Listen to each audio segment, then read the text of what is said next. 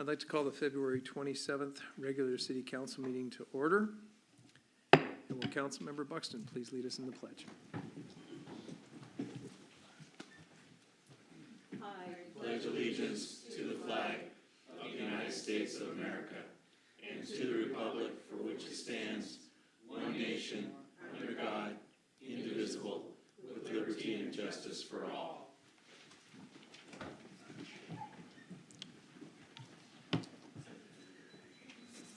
Councilmember Martinelli is absent tonight due to a family issue. Is there a motion to excuse? So moved. Second. Motion was made by Deputy Mayor Mahoney, seconded by Councilmember Bangs.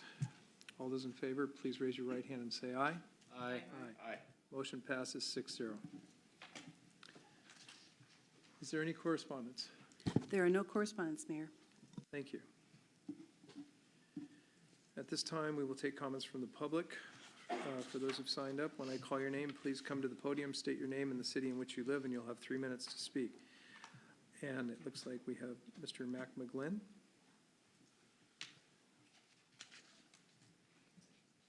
Hi, I'm Mac McGlynn from Des Moines, Washington. I live up on North Hill. I'm here to comment on how transparent things are. I see it a lot in the blogs and everything else.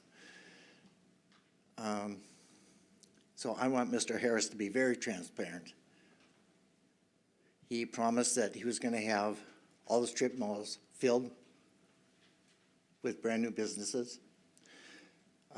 He promised that he was going to have the theater built. I'm not quite sure how he's going to do that. But anyhow, he has all these promises that I'm going to hold him to. Mr. Harris wanted to get rid of all of our employees here. Nobody was really worth his salt or anything else. I have no idea who he was going to replace them with. So I would like to hear from Mr. Harris as to who he has so far put in our strip malls or brought new businesses into Des Moines.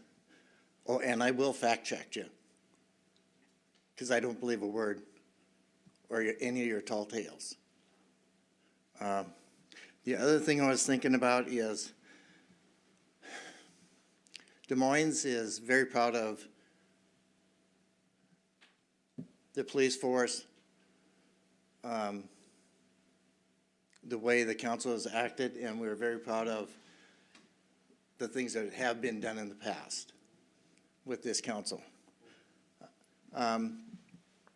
So the one thing that I would like to see is the council members to go on a voluntary drug test showing that no drugs are allowed in our city. I would like to see that if drugs are found on a council member, they put in 7 days at our lovely holdings. If any medical attention is given to them during that point in time, they be dismissed from the council. Thank you. Thank you. This takes us forward to board and committee reports, and we will start tonight with Councilmember Buxton.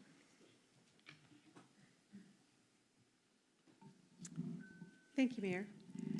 So a couple weeks ago, I attended the Sound Cities Association networking dinner, and we got to hear some regional leaders talk about our work coming ahead in the region in 2020. And my favorite quote of the night was from Mayor Dana Ralph. And off the top of my head, it says, "When you do something for me without me, you do something to me."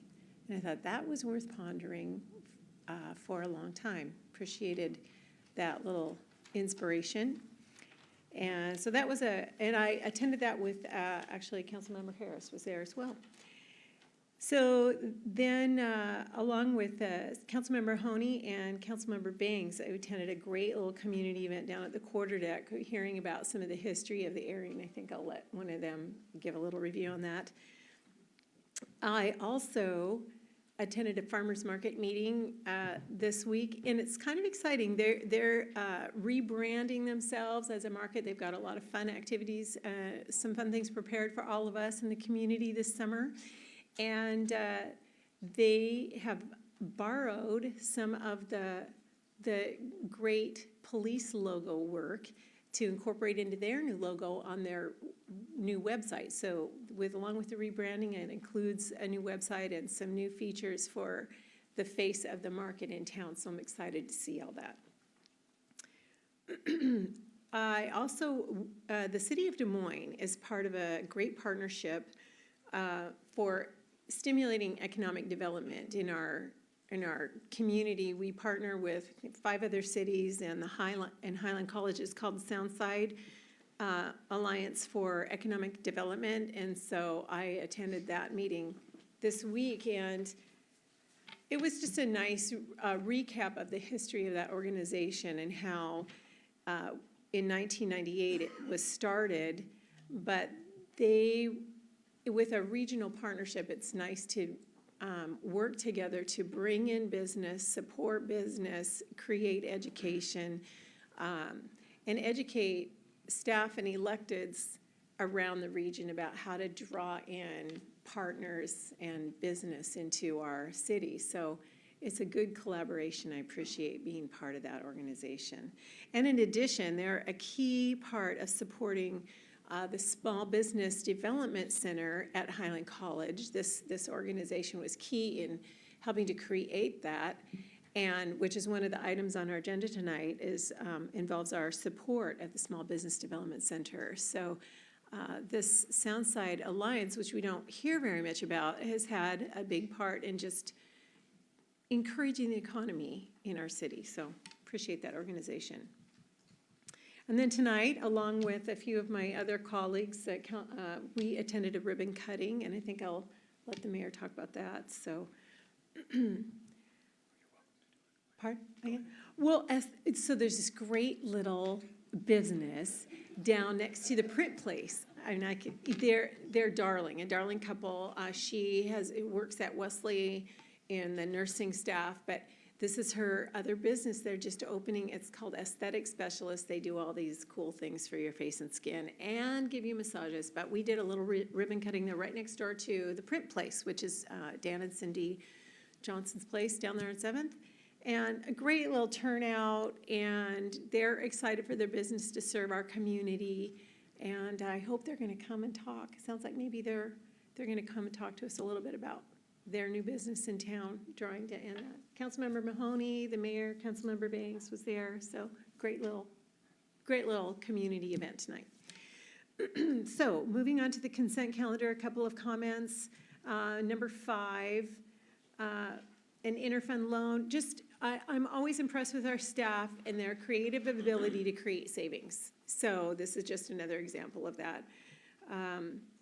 Then number 7, what I mentioned, the Small Business Development Center, we're re-upping our contract with them, and I am excited about that. I love that little organization out of the college. And on number 8, it just does a little reminder, we have already made a decision about this. This is the sales tax that this is not, it sounds a little bit like a new tax, but this is going to be credited back to us from the state. So there's no additional tax funds that are going to come from the public as a result of this decision. We've talked about it before, but just another clarification because it's on the consent agenda tonight. So that's all I have, Mayor. Thank you. If you don't mind, I'd like to provide a little bit more color to that tax. Sure. So it's a minor percentage of sales tax that's collected from the city of Des Moines. And the sales tax for Des Moines, it's about, I think, $30,000. And it's to help the homeless or help with affordable housing. With $30,000 a year, it's very difficult to do anything that's extremely beneficial. So when we spoke about this before, as a reminder, it had to do with how could we work with our other cities around who get varied collections, but it still doesn't work out to be a big number, but you put a lot of small numbers together and it's a big number. So Councilmember Buxton was completely accurate and correct in saying it's not new. it's part of the sales tax, it's credited back to the city, so we can help with affordable housing, teaming up with communities around us to have something happen. So anyway, I just wanted to provide that extra color, but thank you for bringing that forward. And then we go to Councilmember Bangs. Just to add a little more clarification, Okay, it is part of the South King Housing, and you're welcome. And that's an organization that we signed on with that is comprised of 9 cities in King County. We make the 10th city, and we'll be pooling our monies together, because $30,000 doesn't do anything, but together, collectively, should this decision be made, it'll be $1 million a year. So we can certainly do a lot for affordable housing, not necessarily just to build it, but to keep what currently is affordable. So that's just a bit of clarification. So I don't have a committee report. I haven't really gone out. I did go to the aesthetics ribbon cutting, which was great. I attended the Tales of Adventure from Old Military Road, which happened last Friday, I think it was, or 2 Fridays ago, which was really great. It was narrated and devised, and don't be modest, and Steve Edmonston and Scott Schaefer. So it really was well done. I think it was very, very enlightening, because no matter what you read, I just love storytelling, and you do an excellent job at that. So there are a few more, and we did the crisis on the 20th, disgraceful scheme. Not sure what that's going to be, but that's March 25th, and then the drawbridge, which is April 16th, but you can go online and check that out. Now, what I'd like to do is take just a couple minutes, because sometimes this month goes by without many people realizing that, yeah, taxes are due. We know that. But it's also Black History Month, which I think is extremely important to recognize, whether you celebrate it or not. To recognize that it originated in 1926, founded by Carter G. Woodson, and it was created to celebrate African American achievements, births, important timelines and events, and to remember those that we lost. The entire month of February highlights the accomplishments of African Americans, and February, which a lot of people don't know, was chosen to coincide with Frederick Douglass and Abraham Lincoln's birthdays. On every single day of Black History Month in February, a daily fact that occurred on the same day in a past year of history is provided. You can go on, it's very rich. You can see lots of different, people, it's not just Martin Luther King, it's not just Frederick Douglass. Like today, John Menard became the first Black to make a speech in Congress in 1869. And very little is known, but there were like, I think, 12 or 10 African Americans that served in Congress back then. Think about it, right? So 1872, Charlotte E. Ray graduated from Howard University School of Law, became the first female admitted to the District of Columbia Bar. That's phenomenal. 1902, the first Black soloist to perform at the White House, Marian Anderson, was born. In 1923, jazz saxophonist Dexter Gordon, if you haven't heard him, you better, was born. He passed away in 1990. He was phenomenal. 1964, Black women's rights champion Anna Julia Cooper died. 1988, Debbie Thompson became the first Black woman to win a Winter Olympic medal. These are things that sort of pass us through. You know, our daily lives are kind of crazy, but it's really important to understand the history and how all have contributed to what this country truly is, or hopefully will be better one day, but it certainly was crazy back then. You know, relatives, family, once, twice, 3 times removed from my family, made this country what it is today, along with, of course, many other cultures that came here. So one site that you can check out is workplacediversity.com, fabulous one. And don't forget, next month is Women's History Month. Thank you. That concludes my report, Mayor. thank you. Councilmember Nutting. I don't have anything this week. Thank you. Thank you. Councilmember Harris. I attended the SCA event with Councilmember Buxton, and I am fascinated with SCA, Sound Cities Association, and I am thrilled that she is so involved with it. It is an association of all the small cities around here, and it is just great to see all the different cities working together and sharing their issues and finding solutions. I hope we do it as a city. We become even more engaged. I also attended that day a Reach Out Des Moines meeting, and I want to also applaud our CSO, Tanya Seabury. She is doing a fabulous job with the new apartments, Waterline Crossing. We are going to have a couple of thousand new residents in the next couple of months, and she is doing a great job in making sure that they have the services that they need to thrive, and that's just a really, really good thing.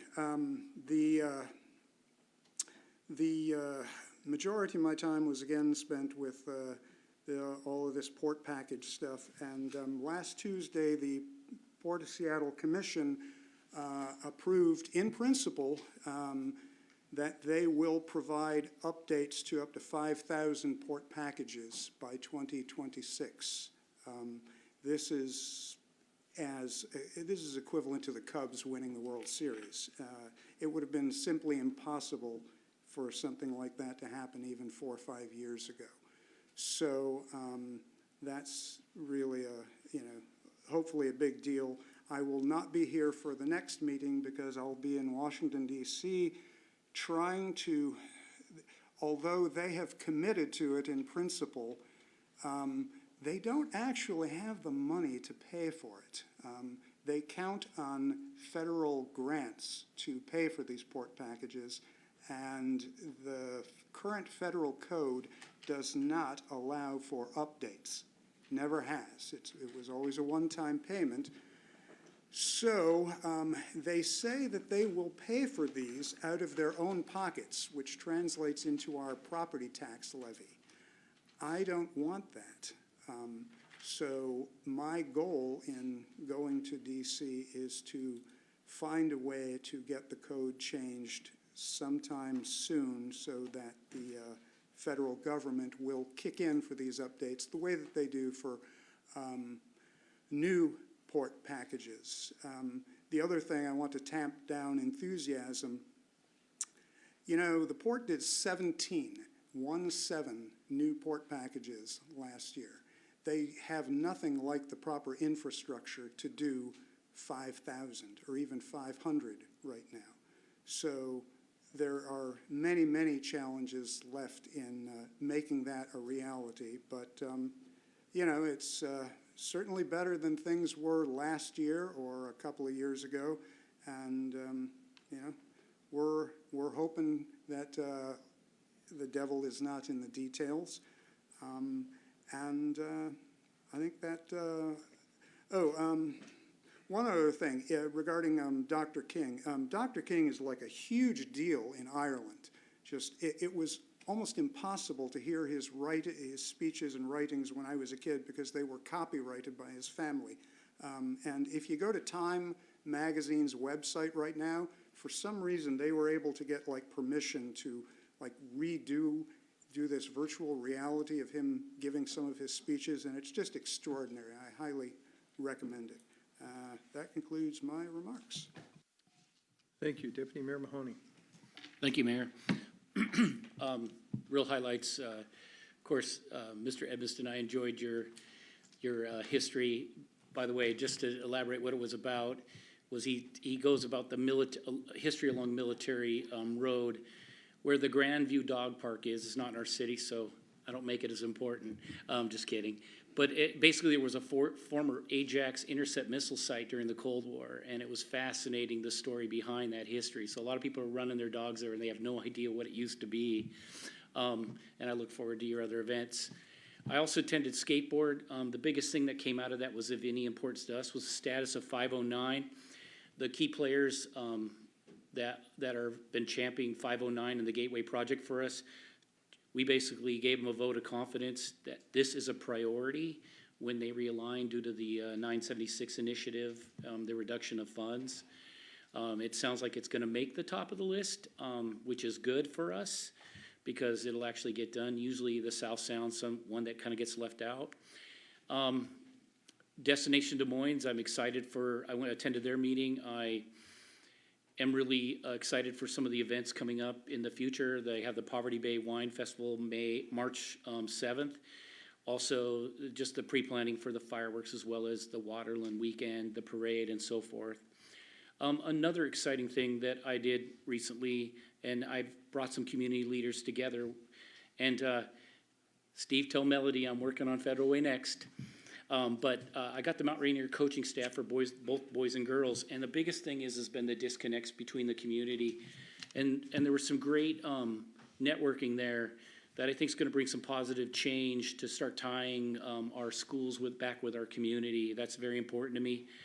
Coach Mack is a phenomenal guy, was a football player for the Cincinnati Bengals at one time, and a very humble man that was really interested in the kids. He pays for things like field improvements out of his own pocket. So if you ever get the opportunity to meet him, make sure you do because he's well worth the time. And the only other thing I wanted to add about the consent agenda that you didn't say it is, Beth Ann, nice work. It's $6,700 you're saving us, but it's $6,700 you're saving us. And every penny counts, so thank you. Okay, thank you. Before I jump into my items, you mentioned the Waterland weekend. The dates for that Waterland weekend are July. July 17th through the 19th. Okay. I just like to do that so people get to hear when the dates are. Block your calendars, folks. We're doing it right now. Do you want 4th of July? I think that was self-evident. But thanks for the help. Okay. So, council, I've been working on council committee assignments. I've got some fine tuning and review to do. They will get emailed. My expectation is tomorrow. So that's the only update I have on that. I have another item I wanted to talk to you about. We agreed that this would show up on the February agenda every year, and that has to do with the Stephen J. Underwood Memorial Scholarship. Many of the employees of this city have put into that scholarship over time, but as people change out and so forth, and we get farther and farther away from that point, sometimes the amounts dwindle, and so some of these individuals do provide an additional amount, but again, you can't put the sole funding for this memorial scholarship on the backs of a few individuals. So what I would like to suggest is our council Hearts and Minds Fund is currently at $5,309, or just under $310. The scholarship fund is, at this point, is at $1,000. If this council puts into it, it helps to secure it for an additional time. And because our Hearts and Minds Fund is as healthy as it is at this time, I would like to suggest that we give the staff the approval to transfer another $1,000, reducing our fund to $4,309.93, and putting that into the Stephen J. Underwood Memorial. It's money that goes to help students who can't afford or who are trying to afford, let's just say, higher education opportunities. So that's my pitch. I would open that. I recognize Councilmember Nutting. If that's a motion, I second that wholeheartedly. I'll make it a motion if you're going to second that. Okay, so we have a motion on the table to transfer $1,000 from the council's Hearts and Mind Fund. And by the way, the Hearts and Mind Fund is a fund that we put into as council members out of the per diem that we receive, so we can address the loss of a community member that has contributed. Sometimes we provide flowers to those events, or we provide input to other events that help build our community. So this is something that this council does. This scholarship is very much in keeping with the philosophy behind the fund. So, any other comments? Worthy cause, I'm sorry? worthy cause. Thank you. So all those in favor of transferring $1,000 to the Stephen J. Underwood Memorial Fund from the Council's Hearts and Mind Fund, please raise your right hand and say aye. Aye. That passes 6-0. Thank you very much. And I think also that this scholarship also represents, it's from the council that we're putting into it, but it represents our city supporting our kids. I think Deputy Mayor Mahoney had a comment. Mayor, also, I think it's prevalent that we recognize Tony Overmeyer, one of our recent losses, who contributed quite a bit to the community. I think we take maybe 15 seconds of silence or something along those lines. Yes, and I'll also point out that that's a recent loss to our community. Tony was involved in our pool district and chaired it for a while. Unfortunately, she recently passed, and that's another thing where the council, we don't always bring this information to the dais. We oftentimes will recognize that something's happened, and it could be 2 weeks before we have a meeting or something like that. So the city clerk will reach out to us via email, and we will give our approval to send some kind of acknowledgement forward. But in recognition of the passing of Tony, let's observe 15 minutes of silence, or 15 seconds of silence.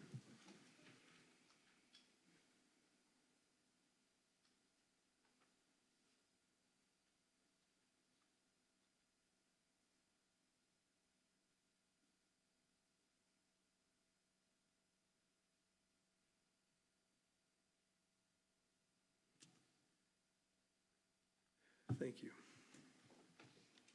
At this point, we'll go into our administration report, and I will turn the floor over to our city manager, Michael Mathias. Thank you, Mayor. Our report's a little lengthy tonight. We're going to try to do it as efficiently as possible. So to start with, I'd like to introduce Judge Leone to come to the podium. And as I can't resist saying, always better for you to appear before us.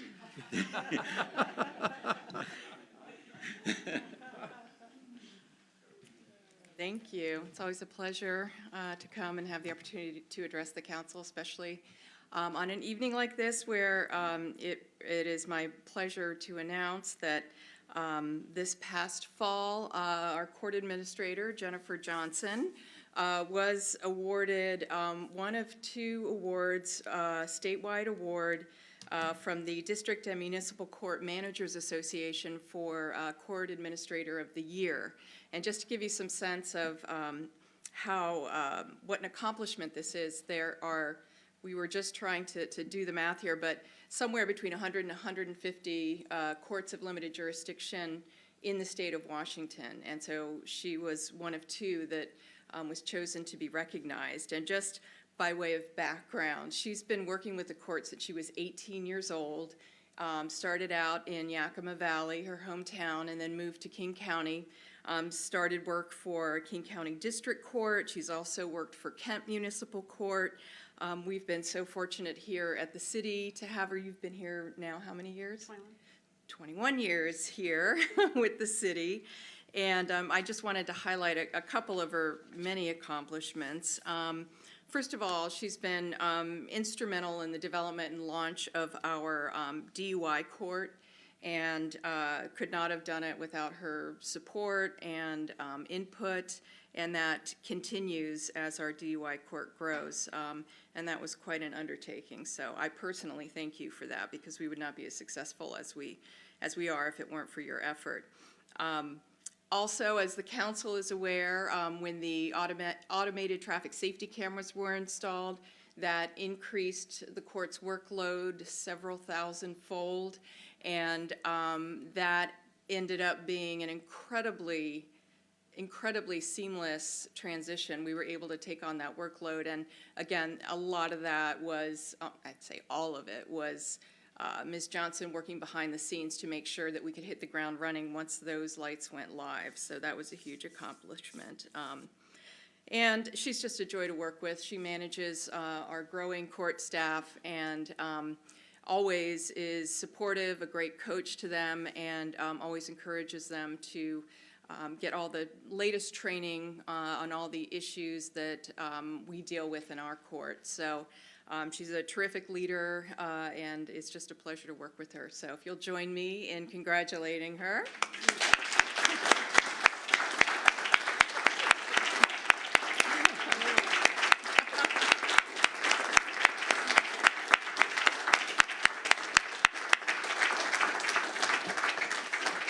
And do you want to, I want to give you the opportunity if you want to say a few words. So I just have a few words to say. I was completely shocked when I found out about this. I actually was tricked by Justice Fairhurst and was told to go to a meeting, and they did this presentation. It was myself and another Superior Court. And I have to be very honest with you, the other nominees are phenomenal. So I felt very privileged to be awarded this position of court administrator, because my colleagues, I mean, everybody works, we're all working colleagues. And so I love my job, I love what I do.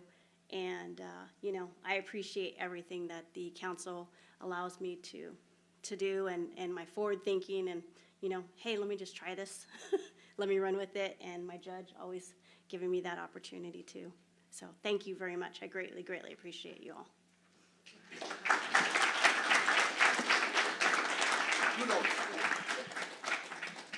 So I'd like to ask Susan if you'll come up to the podium.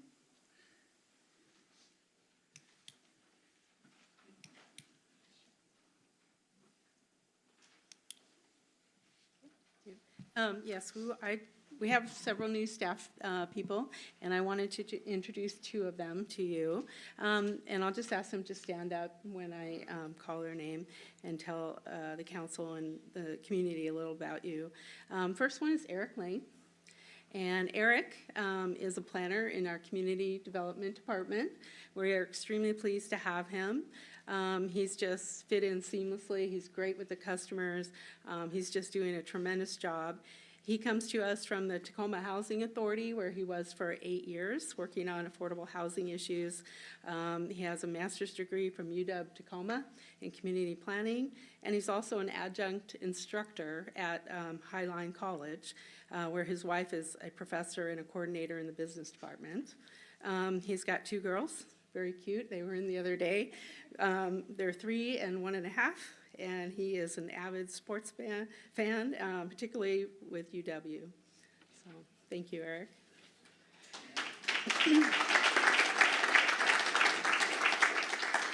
And the next person I'd like to introduce is Rochelle Sims. And many of you have already met Rochelle. She was originally hired part-time as the victim's advocate, and now she's also helping us as a management analyst. She studied at the Art Institute of Denver, and she's constantly in training to increase her skills in better assisting crime victims. Some of the recent trainings, Washington State Coalition Against Domestic Violence, and also at Shoreline Community College, amongst others. She works closely with the prosecuting attorney and police department in that role. As management analyst, she's really jumped in there. As you know, Nicole Nordholm is on maternity leave, and so there's been a lot of pieces that need picking up, and Rochelle's helped us tremendously with that. She's taking over staffing the Human Services Committee. She's also attending the Senior Services Advisory Committee. She's helping with implementation of the Vets and Senior Services Levy Grant with the Senior Activity Center. She also is attending the South King Housing and Homeless Partners Work Group and board meetings, and she is working right now on some grant applications and also doing the myriad of paperwork that comes along with our existing grants. So we really appreciate Rochelle. Thank you, Rochelle.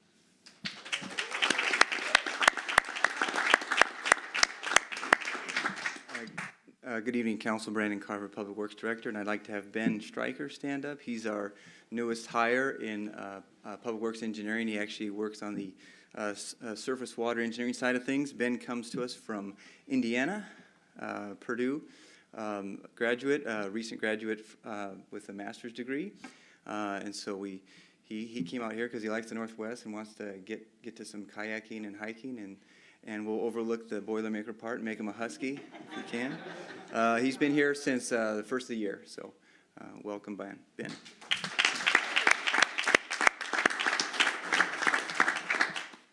Mayor and council, I think that, we've focused so much on succession planning and making sure that we're safe over time.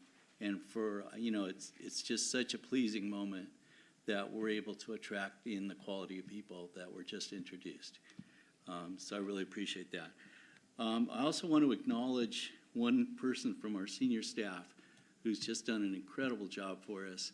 And, every week I could introduce everybody because they all do an incredible job. But this person especially, I think, just stands out. AJ, if you...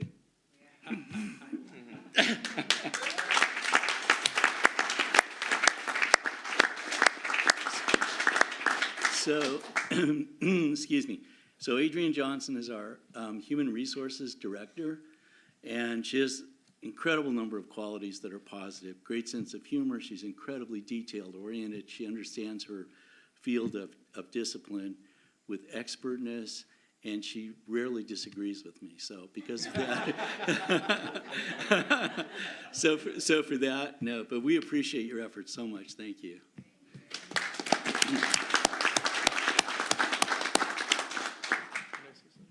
Please. And the council may have a comment as well. I just want to say, I've had the pleasure of being around here for a little while, and the caliber of the staff that we get here is absolutely amazing. This is a fabulous team, and I just want to say how grateful I am to see the new members joining the team and making it even stronger than it was before. We're really pleased to have you here. Thank you very much for coming. Any other comments?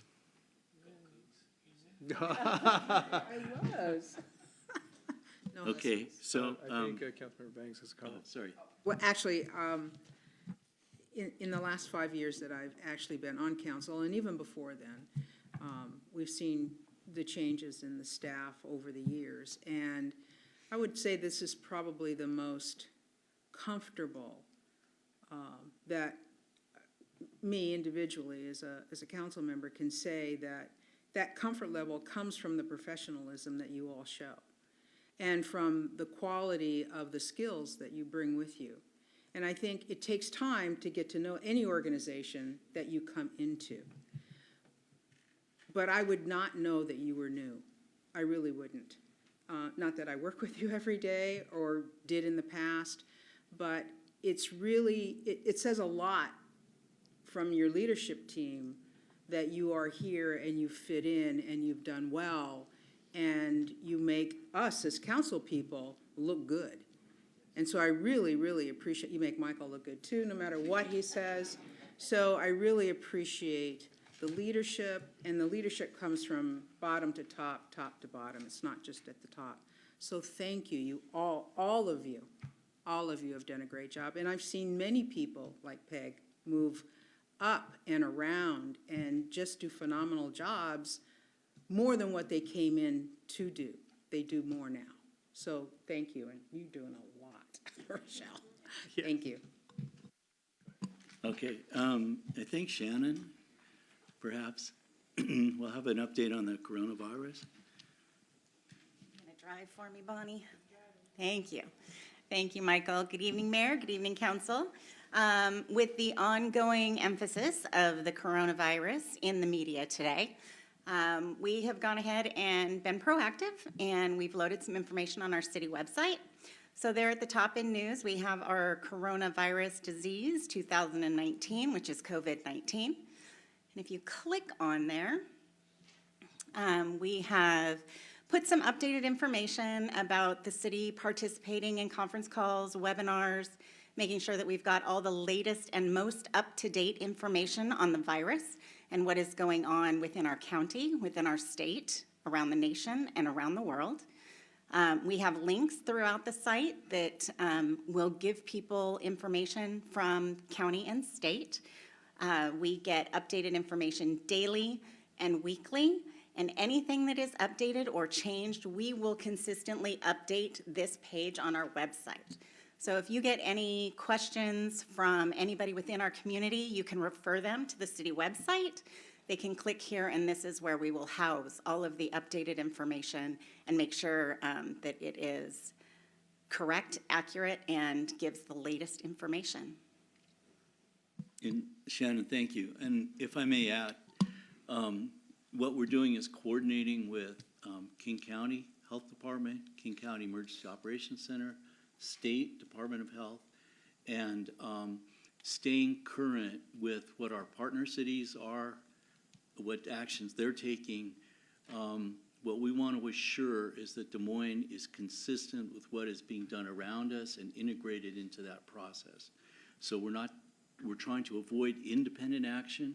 We don't have the resources, we don't have the expertise, but there are others in our region that do, and so we're tapping into that level of integration, and Shannon's done a great job of that. Thank you. Councilmember Buxton, did you have? Yeah, I was just looking it up, but I'm sure you got this covered, but just wondering if the link with that cool picture and everything has been posted on all of our community pages. It was just finished a little while ago, so we will be doing that. Awesome, thank you, thank you. I did, if somebody, for time for shout outs, my opinion, Tara and Bonnie, you guys do a fabulous job in getting all this stuff to these community pages. I get notifications, because I sign up for them all, right? Every once in a while I'll sign in, and there's this huge list of all the community pages and the activities in the city that have been posted to all these pages. So, thank you for keeping up on that. And Shannon, I'd like to say, you've jumped into this emergency management thing, and it's been a seamless transition, and I think you've even put a little bit of extra emphasis behind it, so nice work. Thank you. Thanks. So I'd like to move now to have Beth Ann do a finance update. And some of this information is in your packet, Council.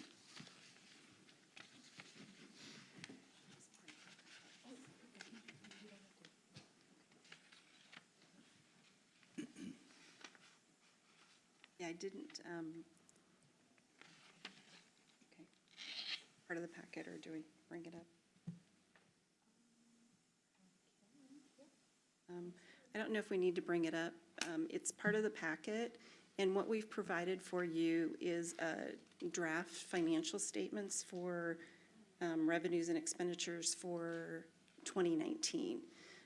As you know, we start the budgeting process. Usually we start we start working on it March, April, May, and then throughout the summer we work with departments, and then we have the budget retreat in August, and then in November we approve the budget. So November 2018 we approve the 2019 budget, and then throughout the year as things change we bring things to council, and then in November we did a revised 2019 budget. So the report that we've given includes that revised 2019 budget, and we report out as part of what our plan was. We give you updates, and this is our preliminary year-to-date. We're still working on finalizing the numbers for 2019, but this is our draft. Property taxes have, they're actually, compared to 2018, they're 5.2% higher, and we've collected what we budgeted for. So, and which is good for the general fund. It's our largest tax revenue, or largest source of revenue for the general fund. So we're in good shape there. Sales tax, the regular is,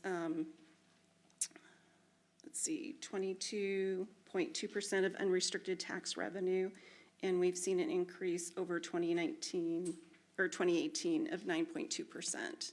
So sales taxes are healthy and coming in. On the next page, this is a chart that we started providing, and it shows our industry categories with a comparative over 4 years. And as you can tell, that we're seeing growth in our industries. Construction, one-time sales tax has grown over the last 2-3 years. That money is transferred out of the general fund to the one-time sales tax fund for construction. Then business and occupation taxes, those have increased. And we've seen, actually, we had a healthy growth in 2019 over 2018 of almost 20%. So franchise fees, actually, we did not meet our revenue projections. And some of that, I believe, the 2 franchise fees are for cable TV and for solid waste. Cable TV, as we know, people are not, for budget purposes, it's discretionary. I believe people are streaming services, and a lot of people aren't doing cable TV. And so solid waste, I don't see that we've had a huge growth in population. It may change as we get some more units in, but I know people are really being budget conscious, and these are 2 areas that they really do conserve and recycle, which means revenues don't come in as high. So, utility taxes, we're 2.3% less from prior year. We're still working on the utility tax audit. I believe we completed our first audit of organization PSE. They're finalizing it and have sent the information in, so we don't have anything final yet, but I'm hoping to hear within the next 2-3 months and figuring out what the results of that are. And we should be getting preliminary estimates from the other businesses that they've sent out. I didn't realize it would be as slow of a process as it has. But I think when they request the data, it takes a lot longer to get it and analyze it. And then once they have the results, they need to send it back. And then there's I believe, a period of time if they have concerns or whatnot, so they can appeal it or see if they agree with it. So I'm hoping before we start the budget process in May and June that we have something more definitive that we can report out. Your audit is referring to the audit of the business park, correct? Or is it beyond It's that? on the utility taxes and Overall? all the utility taxes. Okay. Our concern is that because of the zip code and the addressing being Seattle, we were concerned we weren't getting the business park. The initial findings for, I believe it's electric and gas, is that PSE is capturing the business park, but they were taking a federal tax credit and they were excluding that from income. And that was why we weren't seeing an increase. So they're still working out the details on that. Thank you. But the other businesses, I'm not sure about that zip code. Excuse me. So does your budgeting take into account people trying to save energy? In other words, people are trying to save water and they're trying to use less electricity. So I'm just wondering, does that come into your calculations? In other words, as we try to use less of that stuff. We do. We try to use trending data to assess that. We're not always, the crystal ball isn't always as clear for us, but we do try to look at the trends and also look at weather patterns for gas and electric. Because if we have a really mild winter, revenues will be down. And you're right, people are trying to conserve. I do know in water usage, with water rates, as people conserve and try to use less, the costs have to get spread, so sometimes there's rate increases. So we do try to look at the providers and what those impacts would be when we do our trend analysis and forecasting. Beth Ann, if I may, I think what's really important to remember is that, so Beth Ann's showing you a snapshot. This happens to be 2019 full year look. But at any, one of the strategies that we employed to get us solvent was to look at 5-year projections and trend, and you mentioned trend, and that's critical, but we're always evaluating what trend looks like relative to current time and future time, and bringing that to council as it's, appropriate. Yeah. You're welcome. The next one is our red light running, and this is one of the ones that with the red light running cameras, there's been a change in behavior. And so as that behavior's changed, the revenues have gone down. And one thing we did is we had budgeted 2.1 million, our original budget for 2019. But as we continually monitor the revenue source, we realized that we weren't going to get as much. And in the revised budget, we adjusted our estimate to 1.8 million. And we are just a little bit below that. So that's part of the conversation, is constantly looking at the revenues and making sure that if they're not coming in, that we do something early in the year for course correction to make sure we don't get into trouble. So then we have our CIP funding sources. Real estate excise tax. We've been very lucky in 2018 and 2019 to have some large commercial properties actually sell. So we are over our projections in 2019, but we are actually lower. We're 6.5% lower from 2018. But looking at 2017, 2018, and 2019, we've actually really experienced some very high commercial sales. So we've been lucky that way, and put that towards our capital improvements. And then also the amount we adjusted up in our budget estimates in 2019 for one-time sales and B&O taxes. And that is 113.6% higher than, or 13.6% higher than, no, it's 113.6% higher than 2018. So, which is good.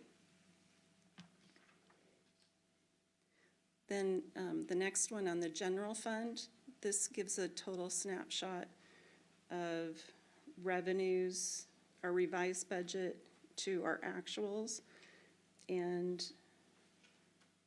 originally, we budgeted 4.5 million ending fund balance, which is above that 16.67% fund balance reserve. And right now, we are at 22.2%. I do know that there's some expenditures that will hit this that will lower that a bit, but we are actually, we got more money in than we expected, and we spent less, which is good. And then our special revenue fund, the development fee, or yeah, the development fund, the same thing, we budgeted, sorry, the next one. Yeah. We budgeted for an ending fund balance of 3.8 million, and right now we have 4.259 million. So we actually got a little bit more revenue in, and we're a little underspent. These charts are to show the beginning fund balance, revenues, expenditures, and ending fund balance of all the funds. So this is really our fund accounting.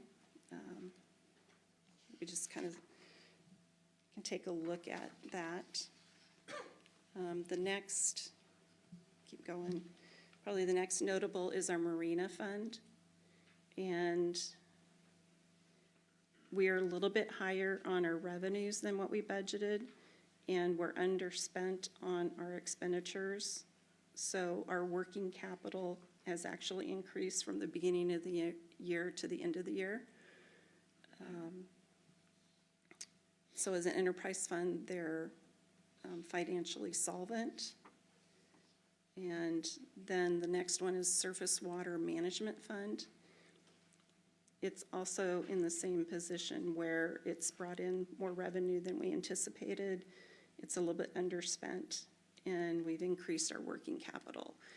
And so the money that's in these two enterprise funds, they go towards maintenance and operations and capital needs for the funds in future years, so.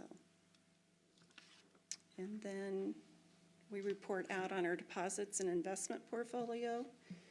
And at the beginning of the year was 40 million. And at the end of the year, it's 43.8 million. And that gives you the composition of our investments. What's in our checking account is at Key Bank. We use the local government investment pool with the state of Washington, and then we buy investment instruments. So that is. Beth Ann, could you go back to page 9? I'm going to ask probably a very, very Okay. basic question. No, well, it says, I don't know, it says 9 on the monthly financial, I guess it's page 13 of the packet. Page 13. It's the, budget versus actual revenue and transfers in by fund, so on. Okay, so, you've pretty much nailed all of the, your forecasts on these, except for the capital improvement. So, I mean, I'm assuming there's an obvious answer as to why those are, around 50% and so on.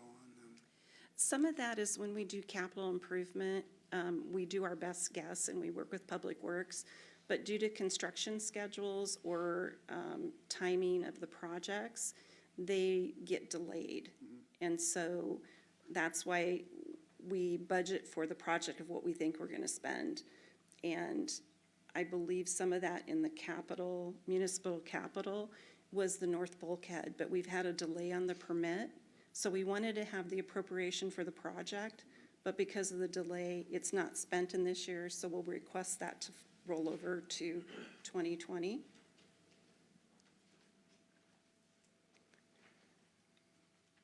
Just to add a little bit more detail to that as well, one of the things we have to do in our capital budget planning, a lot of the projects are grant dependent.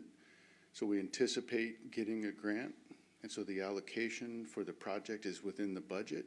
But if we don't get the grant, we don't do the project. So that's why you see it appears that the capital budget is underspent by so much, because some of those grants didn't come in, so we didn't do the projects. That's another factor to add into the difference.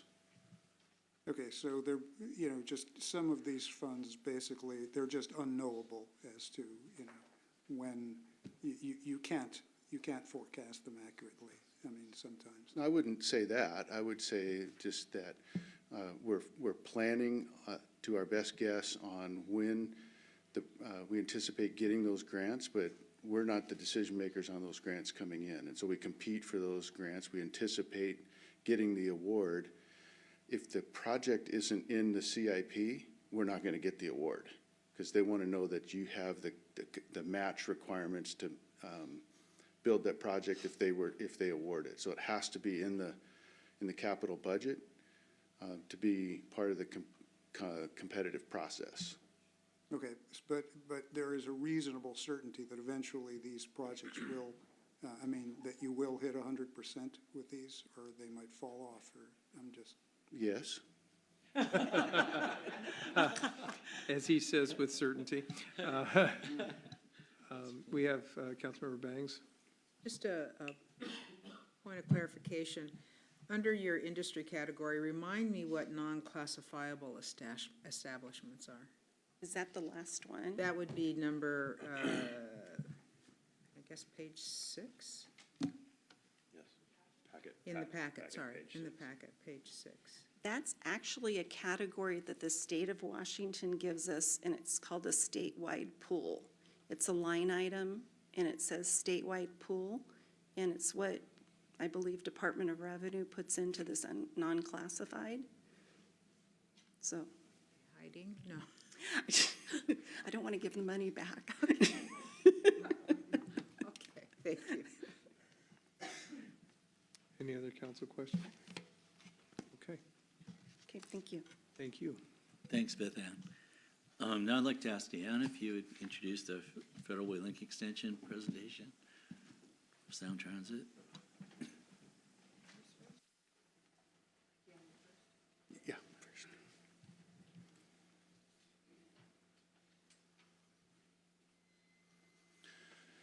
Good evening, Council. Dan Brewer, Chief Operations Officer. It's my pleasure tonight to give you an update of the Federal Link Extension Project. We've got a number of staff here tonight. Dan Abernathy had hoped to be here. He's not feeling well and is home ill. So tonight we have Robert Nichols from Sound Transit, who's going to present. Eric Nelson from Kiewit, who will say a few words. We also have Dana Wilk, Katie Druel from Sound Transit, and Peggy Voline, who's assisting quite a bit with me on the project. Actually, she's doing a lot for me. So anyway, just very quickly, we've come a long way. And when I first started working on this project, it was about 2008. About 12 years now we've been working on this in various stages of planning. In 2008, the voters approved the extension of light rail to the college as part of ST2 funding. Eventually, with ST3, that construction funding was extended to get light rail down to the Federal Way Commons Mall area by the transit center there. In 2017, we completed a lengthy environmental process on the project. We had spent a number of years working with Sound Transit and other agencies on our FEIS, and that was approved by FTA and FHWA in 2017. In 2018 and 2019, we entered kind of the procurement phase with Sound Transit. We had 3 great proposals, and they selected a great team, Kiewit, to build this project. Limited notice to proceed was issued to Kiewit last June, and they've made just a tremendous amount of progress in the last 8 months on the design of the project. Right now, we have 4 primary working agreements that the staff is working on under the council's direction. We have a city services agreement with Sound Transit, where the agreement of the timing of payments for the work that city staff is doing on the project. We have our development agreement, which is kind of the master agreement that we spent about 18 months negotiating and developing with Sound Transit, and there's a number of issues that are in that agreement. I'm going to touch on a few of them and show you the progress we've made so far. We also have the Transitway agreement with Sound Transit that gives them the rights to have a transit way through our city and over and under some of our rights of ways. And finally, we have our interlocal agreement with Highline College for construction of improvements in infrastructure on their campus. Some of the things that are in the development agreement that were noted policy-related concerns for the council and the community were environmental-related, noise impacts, landscape buffers, mitigation for tree removal. I'm very pleased with the cooperative nature between Kiewit and Sound Transit to fulfill the agreements that we've had in the development agreement. We've made good progress on that. Sound Transit's made a lot of progress on the right-of-way or the property acquisition at this point. In kind of round, rough numbers, they've acquired or have agreements on about 70% of the properties that are needed in Des Moines. There's 30% that are still in negotiation or in condemnation proceedings at this point. And that's going fairly smoothly at this point. We've made a lot of good progress on our 216th undercrossing and as well as the College Way improvements. Our team is well coordinated with Kiewit. We're co-located with them down in the Federal Way office, located just south of 320th, and we're able to quickly respond to our other agencies that we work with, City of SeaTac and Kent primarily. Federal Way is there as well, as well as the college. College has been able to participate and provide input on the design as it's been moving forward, so all of that's going very well. I'm really excited that we've reached this milestone. The construction on the project has started.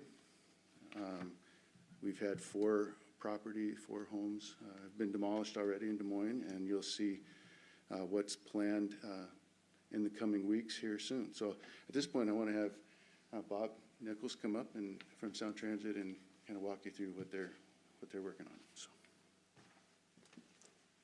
Thank you, Dan. My name is Bob Nichols. I'm the acting project director. Dan Abernathy would have been here, but he's not able to attend tonight, so hopefully I will not disappoint you in my presentation. But we have, great staff. We've had excellent involvement with city staff and the citizens of your community. And we've had Eric Nelson, will speak a little bit later, spoke in more detail. And our government relations and our admin people are here as well. We have had a long history in working with your community, and we continue to do so as we go forward. A short advertisement almost for Sound Transit, but let me see if I can run this thing. Which is basically, we are in our system expansion phase. We have a number of segments extending both north, east, and south. And of course, one of the most important segments is our Federal Way link extension. And we have other activities taking place, but we are very excited to be working on the Federal Way link extension. And as you've probably heard in previous presentations, with 7.8 miles, we've got 3 stations, 3 garages, and we're excited to have 36,000 daily riders. It's a big part of how we're going to help move the community.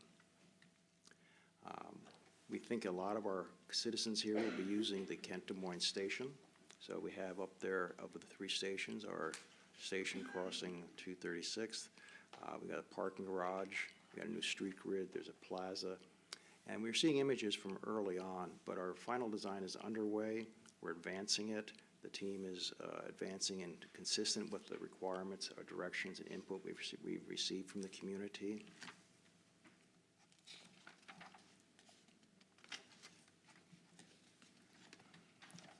Again, early planning concept diagrams, but we can see it's an elevated station. It'll be a marker in the area. It's a link to the Highline College, improvements in the area, opportunities for future development to help intensify activities there and bring activities to the area. We've worked closely with the city and the college in terms of roundabouts, in terms of cul-de-sacs, in terms of access in.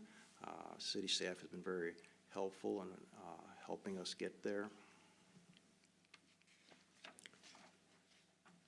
We're in the planning stages, and really where we're at, we're about 60% design on this station. It's actually one of the first stations to advance this far, and it's really quite exciting to see it come together. We have an excellent design team. They're continuing the concepts that were developed and will be shared with the city as the design advances. Visualization of the platform, center platform station, canopies, windscreens, safety rail. It's just going to be a nice environment for the patrons. Existing condition along I-5, basically that's what's there now. Soon, by December 24, we will have light rail running. Likewise, an existing condition of the Midway Park, an open area, soon a train. And we'll see that we have the landscaping, community concern of noise, sound walls, all be part of the design solution and make it an attractive addition to the community. Where are we? Dan gave a really great overall view of what has happened, how we've moved the project forward, how everyone has contributed to it, and the length of time it takes to deliver these projects. Right now, we are in the design phase. We're crossing from the 219 to the 220. We're beginning our final design of the project. That's come after a long time of working with the community and our PE and our EIS. We're looking forward to more construction activity. We have early construction activities taking place now, much more to come. And again, we're targeting December 2024 for the start of revenue service. We've worked with the community over time. We've listened to what the community is interested in and how it's going to impact them in terms of sound walls. We know that is a sensitive issue to the community. We've engaged in what were the citizens most interested in terms of visual characteristics, and we've put that into our specs. So as the final design is developed, we'll have sound walls that are consistent with the community's expectations. Vegetation, we've heard that a dense evergreen is interested. So again, we've shaped the design requirements so that as the final design continues, the community will see what they've been expecting. There'll be no surprises. Again, we're using the mitigation along the edge, along the easterly edge of the community. And again, this is from early planning, but it's basically how to use the vegetation to buffer and shelter the community.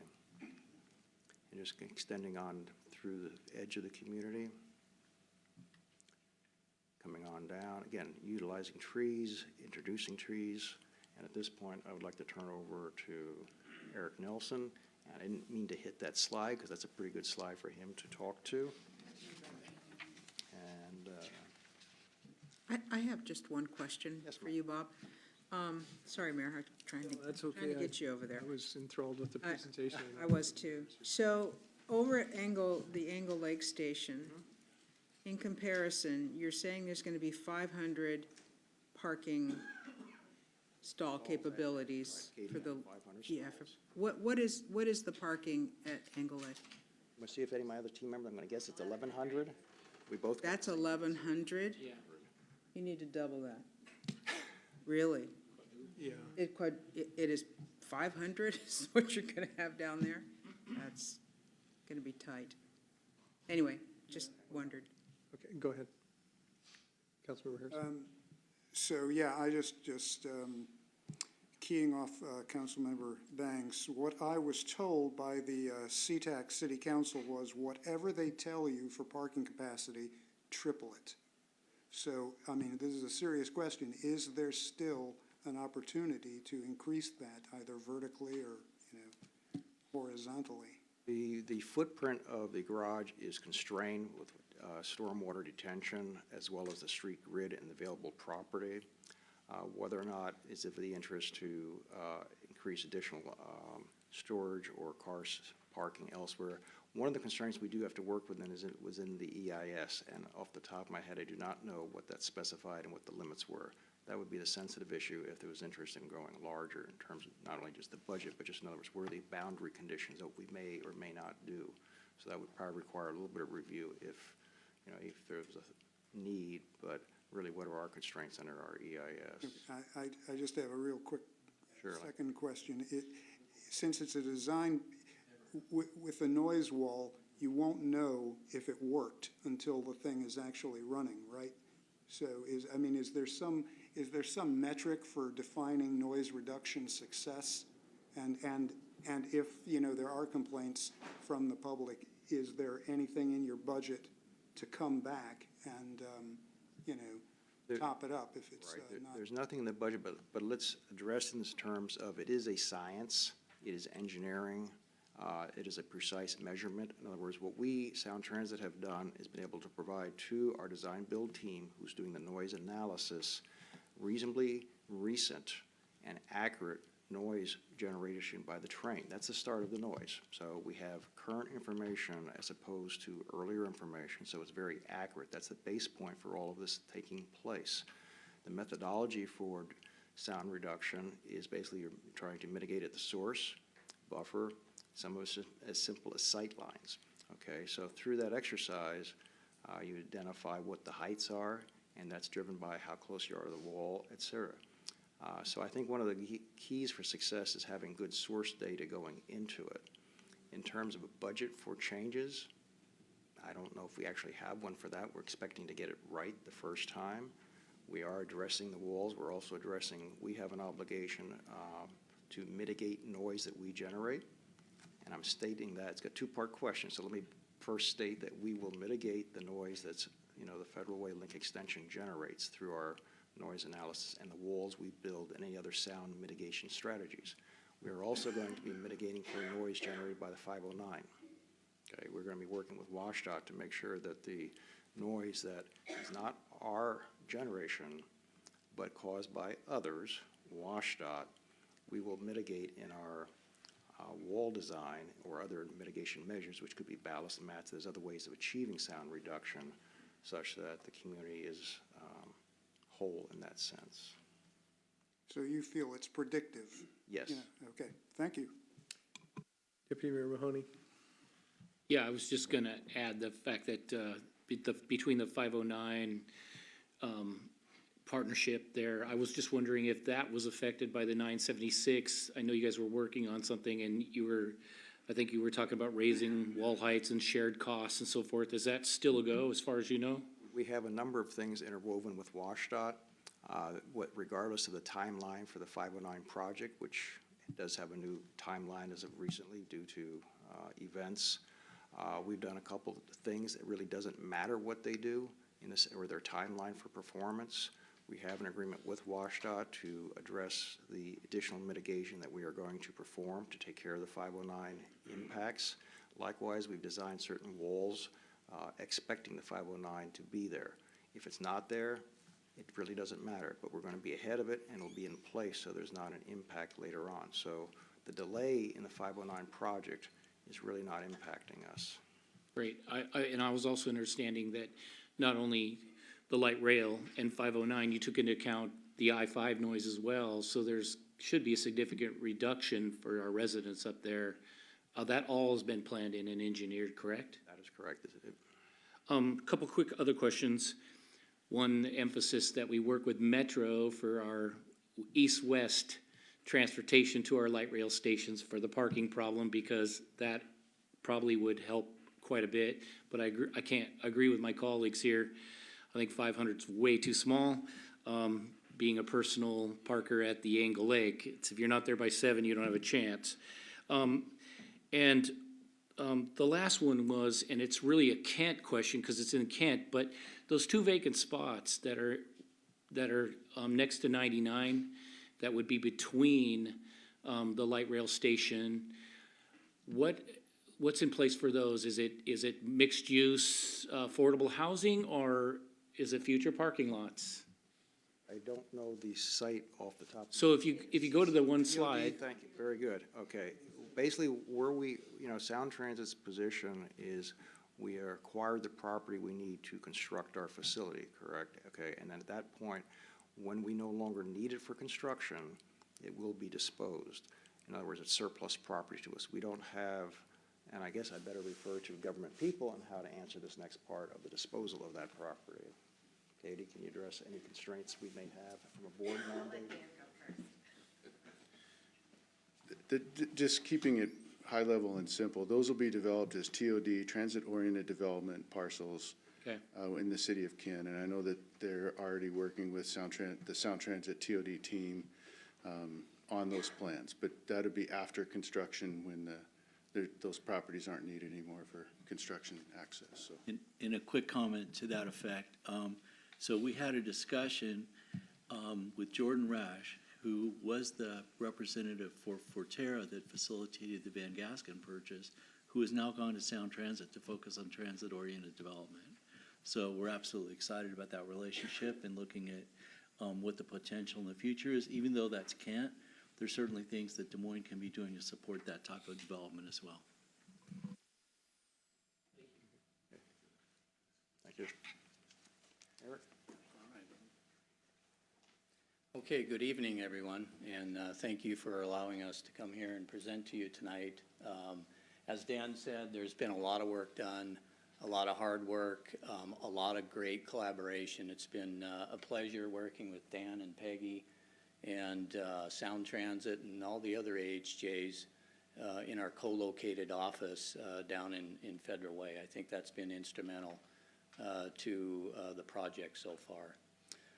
So my name is Eric Nelson. I'm the project manager for Kiewit, and Kiewit is the design build contractor that Sound Transit elected on a best value basis to do this project, to design it, to complete the design, and then go out and build it.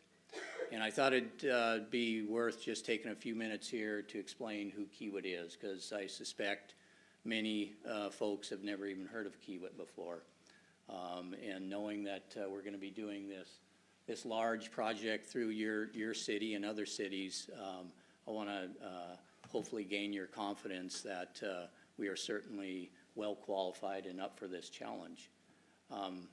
So back in 1884 was when Kiewit as a company was established. It was established by a Dutch immigrant named Peter Kiewit, and he was a bricklayer in Omaha, Nebraska, building out a lot of the brick buildings there, and he decided that he could do that work as a company himself, so he established Peter Kiewit Company. It was a family-owned company for 2 generations. The last Kiewit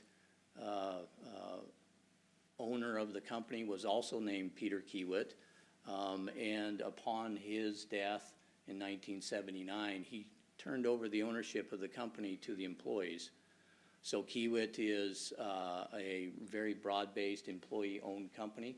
It's one of the largest designers, design or engineering and contracting firms in North America. We do over $10 billion of revenue of work. We have over 10,000 staff employees, and then tens of thousands of craft employees that we employ in our projects. So we've been around a long time. We've got a long history, and we're very proud of that. Here in the state of Washington, we've been here over 75 years.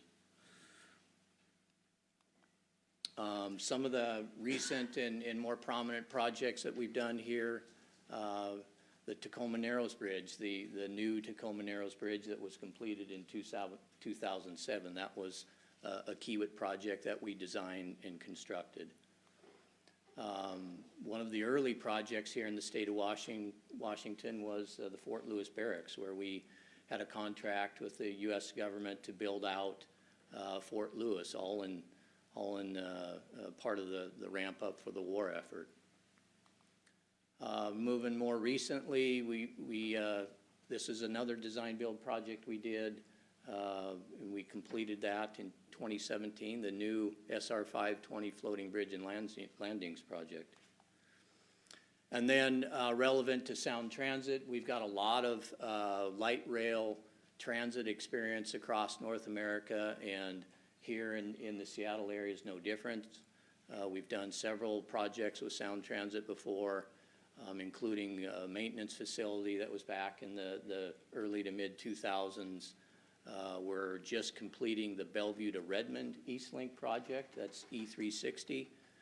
That's a project very similar to Federal Way in terms of the scope, going through the cities of Bellevue and Redmond, working with the Washington DOT. It's a smaller scale. It's roughly 2 miles of alignment versus the Federal Way link extension is almost 8 miles. We're also doing the I-90 Seattle to Bellevue Sound Transit project. So across the I-90 floating bridge, the work that's going on right now down in the International District Station, that's part of this project. And then the Northgate to Linwood project, we're also involved in that one. So the work, let's talk a little bit about the work. As Dan said, construction has started. I will remind everybody, this is being a design build project. It allows us to have an accelerated schedule. So we're still continuing to design some elements of the project, but the elements that we get done designing earlier, we're able to go out and start construction. So some of the work that we've done today out in the field that maybe you've noticed, the geotechnical investigations, that's where we have small drill rigs and equipment out there where we test the soil, we take samples of the soil, and we use that information in developing our design to make sure we adequately take into account the different soils that are across the alignment. Structure demolition, we've started demolitions of properties. We've done a few here in the city of Des Moines, quite a few in Kent. There's going to be a lot more of that coming up this spring and into the summer. utility relocations, and then the real visible work, the clearing and grading, and tree removal. That's always something that everybody's very interested in and is a point of interest. That'll start in the summer of this year. And then the light rail construction itself won't really start until later this year in the fall, where you'll start to see some elements of the guideway itself being constructed. Our work hours. We don't like working more than 40 hours a week any more than anybody else. And so our work hours and the way we bid this project is essentially a 50-hour work week, where we will start at 7 a.m. and hopefully we'll be done with our daily work by 4:30 every day. There are going to be times, just because of the nature of the work, that we've got to work at night or over the weekend. For example, where we're crossing city streets, we've got to erect some of the concrete bridge structure across the street. We can't do that while the street is still open to live traffic. So we do that at night to minimize the inconvenience to the traveling public, where we can close the street, set up detours, and do the work safely. There is a construction hotline that Sound Transit has established for the public to call if there's any issues that they might have, questions, concerns about noise, lighting, and this is a 24-hour service that we will get that information to us immediately, and we can react to whatever the issue may be and correct it. I realize this isn't in Des Moines, but Sound Transit asked me to put this slide in simply because I think it's a significant event that's coming up fairly soon. The Star Lake Park and Ride, that's going to be closing later this month, the third week in March. There's quite a few folks that use that parking ride. The alternate parking ride that's going to be in place during the closure is the Redondo Heights. And Bob, I don't know if you want to add anything to that, but thought it was noteworthy just for everybody to realize that. Okay, more specific to here in Des Moines, we have started some of the building demolition, like I mentioned, but here starting later this month, if you can see, that's 216th. Is this a laser pointer? Yeah, that's 216th here. That's, by the way, that's where the 216th undercrossing is. That's actually going to be a small little tunnel where we will go underneath 216th. That work will be done in a long weekend closure. That isn't until 2021 where that work occurs. The properties with a red dot on it, those are within the construction limits and the construction right-of-way, properties that we have to demolish in order to make way for the aerial or the guideway itself.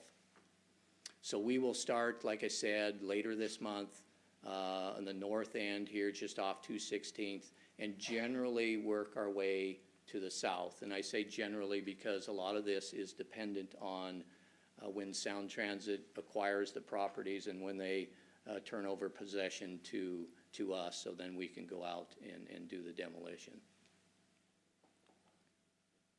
Yes. Those two there, These two? yeah, how close was it to the actual residence? You can see right here, this line right here, that's where the guideway is going to be in its permanent condition. Excuse me. I mean, it's your presentation. Normally, we don't take questions from the audience, but if they do ask it, you have to repeat the question in the microphone so it's on the record and people from home can hear it. Sorry. So the question was, how close is the guideway to the properties?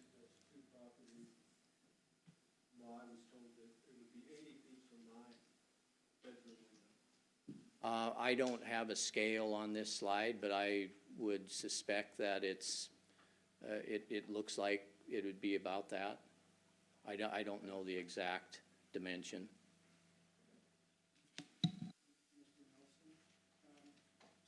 Excuse me, Councilmember Harris, you have to have your microphone on. No, sorry. I pressed the button. Thank you, Mayor. So to what extent will the trees be cut down to the east of the guideway? Will all of those go away?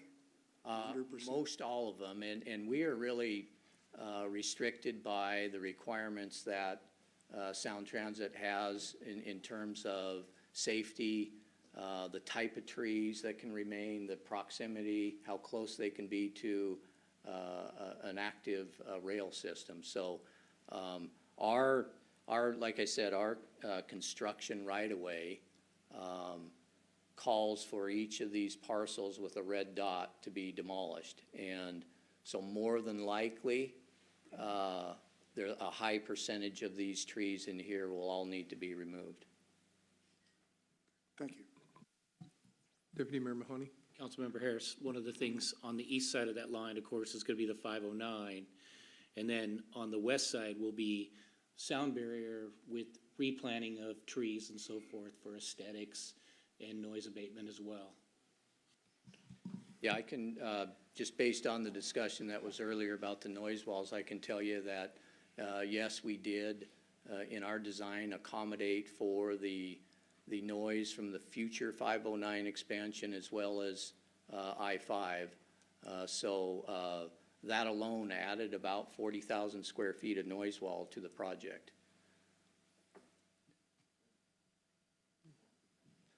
Okay, this is, we're moving our way down south. The properties that we have demolished so far in Des Moines are right in here. There's 2 or 3 properties that Sound Transit was able to turn over to us. And essentially, you know, as soon as we get these properties turned over to us, we want to, there's a series of sequence of events that has to happen. But you know, our interest is to get them demolished. I know a lot of them are nuisance properties. This is the King Arms property right there, just as a point of reference.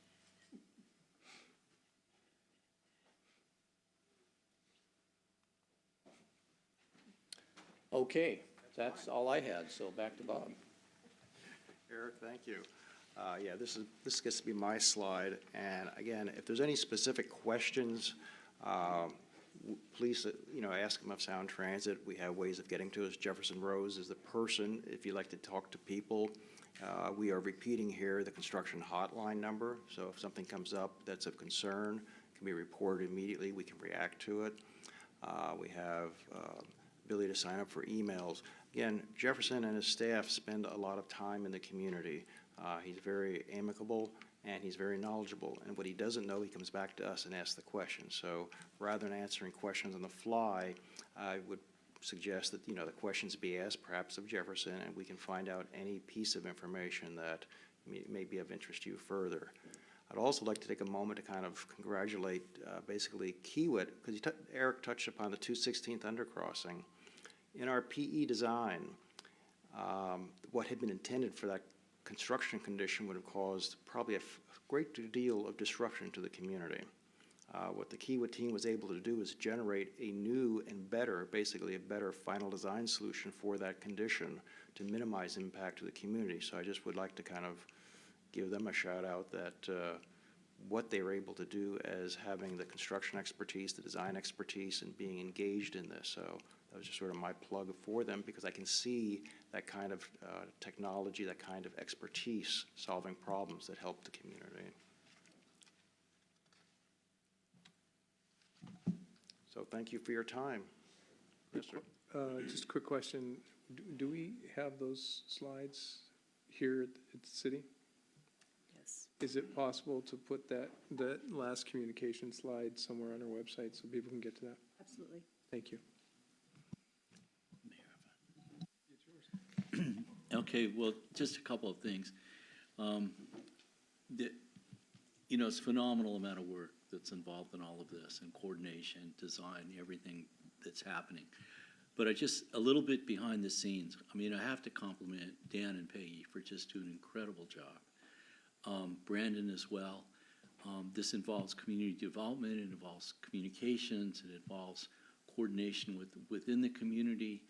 And I think Sound Transit, you guys have just done a phenomenal job from what I hear and see.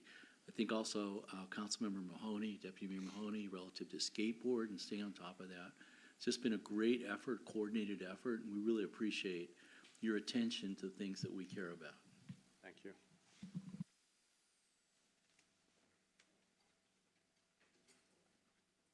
Okay, we're gonna move on to the last item. Do you want to bring up the? I want to provide counsel, and I thought this would be more extensive, but given the agenda we have tonight, I'm going to keep this extremely brief. I want to give you an update on aviation issues, specifically relative to the SeaTac stakeholder roundtable. And what I'm anticipate doing is just walking through a couple of slides with information as to what's been occurring, and then bringing back to you on March 12th a more substantive discussion about the appropriate role of the city relative to START.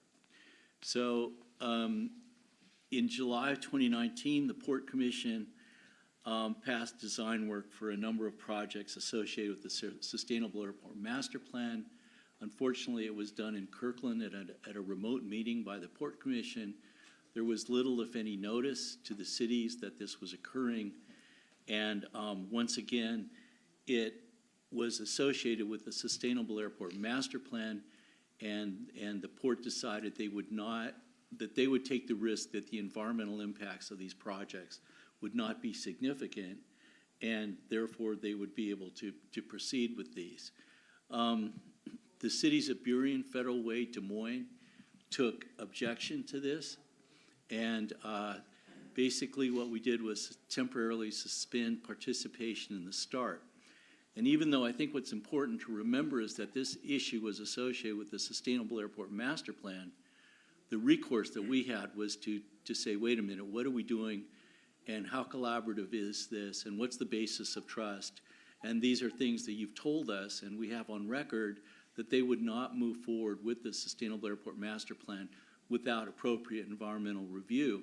And in fact, that raised a larger issue that was central to our comments on the scoping of the environmental impacts of the SAMP, Sustainable Airport Master Plan, that they were dividing the projects up, and they were not looking at cumulative impacts, which we believe is state law under SEPA. So we had issues with this. Next, please. So what happened was that we temporarily suspended participation with the direction of the council. And in September of 2019, the cities of Burien, Des Moines, Federal Way, and a few others held a joint aviation advisory committee to kind of coordinate our efforts and see where we were relative to the START. And in November, we did a follow-up joint meeting, was held, and identified outstanding issues associated with the START that could be the basis of a discussion with the port. The city council at that time directed through a motion the mayor and myself to negotiate with the airport and engage in a discussion about what the future of START might be and the role the city would play in that, if any. In December, had a meeting with the port, President Bowman from the Port Commission, Commissioner Calkins, the Executive Director Steve Metrick, Lance, the Director of Aviation, and a number of mayors, Mayor Farrell, Mayor Pina, Mayor Mata, and City Managers Brian Wilson and myself, attended that meeting and had a very frank discussion about our issues. And the port, was somewhat conciliatory as to the process they had followed in July. But we expressed our concerns. It was a very frank discussion. And then a follow-up meeting was held in January of 2020 as a follow-up to that meeting between the city managers and city administrator of Federal Way, Brian Wilson from Burien, myself, and several representatives from the airport, and actually included the other 3 cities that had not withdrawn, which was Tukwila, SeaTac, and Normandy Park. So we all met again. Thanks. We met at that meeting and we walked through, and I will discuss this more on the 12th, we walked through the issues that were associated with kind of outstanding problems with the START. And there were a number of them, and Brian Wilson has done a great summary, which I'll share with council when we come back to this discussion. I think, Steve, you were involved quite a bit in helping to articulate what those were. And that came out of the meeting that we had in November, the joint meeting. So where we are is that other cities, including Burien and Federal Way, are currently holding similar briefings to this, and will be making decisions with their councils as to what their future role in START will be. I think that one thing notable about the motion from our council about moving forward was direction to the mayor and myself with a significant amount of flexibility in terms of what those negotiations would look like. I think other cities, at least I know Burien was a little more specific of things being addressed, but there are some, I would say, glimmers of hope. And I think that one of the things that we talked about was having a steering committee, possibly, if the city were to rejoin START, that we'd be part of a steering committee. City managers would meet before the START meetings with Lance Little, work through the agenda, work through the briefing packet, because that was always an issue, that we didn't see the materials until late. And so that was a, sort of port-driven process, but, we wanted to be advised of what was going to be discussed. And there are a number of other outstanding issues. But what I'm hoping to do is have more comprehensive presentation to you on March 12th, and hopefully council can decide the right course for the city relative to the START. Thank you. And that concludes our... Thank you. Will the clerk please read the consent calendar? Item 1, approval of vouchers. Item 2, approval of minutes. Item 3, DSHS interlocal data share agreement. Item 4, draft ordinance 20-016, increasing IMPRES cash funds. Item 5, interfund loan for the purchase of in-car dashboard camera systems. Item 6, public defense service contract assignment and extension. Item 7, interagency agreement with Highline College for the Small Business Development Center. And item 8, draft ordinance number 20-013, establishing a custodial fund and an affordable housing sales tax fund in Title III. And that concludes the consent calendar, Mayor. Thank you. Is there a motion to approve the consent calendar? So moved. Second. Motion was made by Councilmember Nutting, seconded by Councilmember Bangs. Is there anything a councilmember wishes to remove? Seeing nothing, all in favor of the consent, is any discussion? Seeing none, all in favor of the consent calendar, please raise your right hand and say aye. Aye. Aye. Passes 6-0.